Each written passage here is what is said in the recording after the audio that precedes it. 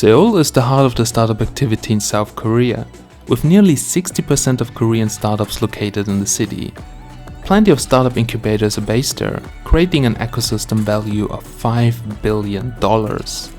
It has more than 50 universities, which provide a lot of fresh talent to startups. However, now more cities in Korea follow this trend, and Daegu is one of them. I got invited by the Koreans to have a closer look at the startups of the CES 2020, and today we're going to check out what's happening in South Korea. So let's take a closer look. A big issue with urban growth in South Korea is waste management and sustainable energy.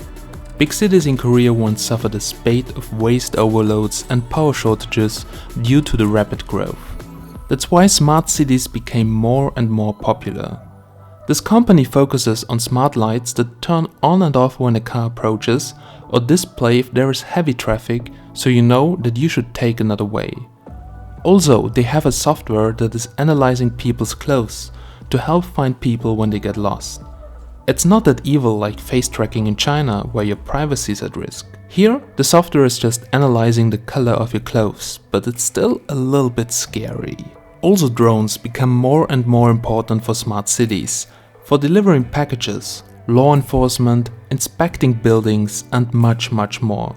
RGB Lab makes LTE network-based autonomous driving drones. Its drone solution consists of the universal mainboard, on-ground control program, and LTE network control. You can buy their technology to make your own autonomous drone, which also has AI integration to detect persons, vehicles, and objects. I think it's quite interesting, because autonomous drones will be big in the next years. The same applies to autonomous driving and autonomous parking. A2C develops software for autonomous driving. Korea's first autonomous professional company as a core researcher of Hyundai, development of cognition, judgment and control software which is required for autonomous driving. I had a look at their VR demo and it's crazy how much data is needed for autonomous driving. That's why big companies like Hyundai also rely on sub-companies for development in this field. In fact, software companies are important for the future. There's also a company called Silla ENC, and they also showed solutions for smart autonomous parking and also for smart farming, which looked pretty impressive, and it's definitely the future. Korea is strong in automotive. There have been plenty of companies there which developed car software. Another company developed a car platform which uses automated grade Linux based on leading technologies such as hardware porting and optimization technology adapted to microcontroller characteristics and container technology. Basically that means enabling users to get improved smartphone application content on the driving interface. Now this is quite important as UIs in the cars have to get faster and easier to use. If you've ever been to Korea, you will have noticed that there are plenty of robots doing jobs that actually humans have done a few years ago. While this is for me not 100% positive, it's still impressive to see. Especially cleaning robots are a big topic in Korea. The first time I have been in Korea, I was shocked to see a robot mopping the floor, but for all the Koreans there, it was quite common.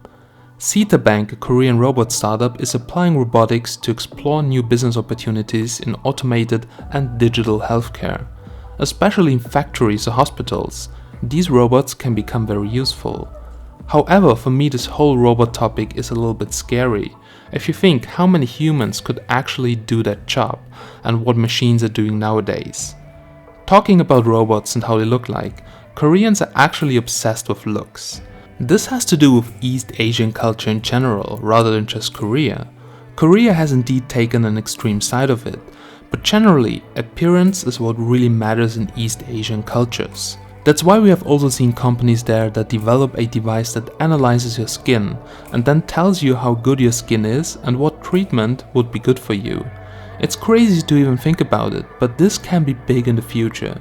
Screw the expensive doctors and buy some smart device that tells you what's wrong with you.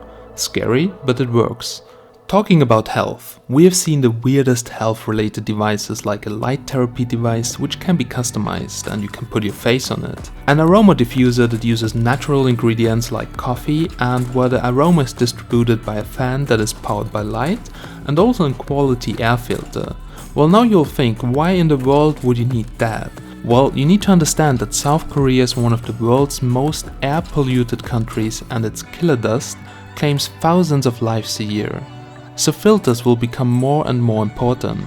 But why is that? Well, some reports say that the increase in industrial pollutants and intensified desertification in China in recent years has made the problem worse for South Korea.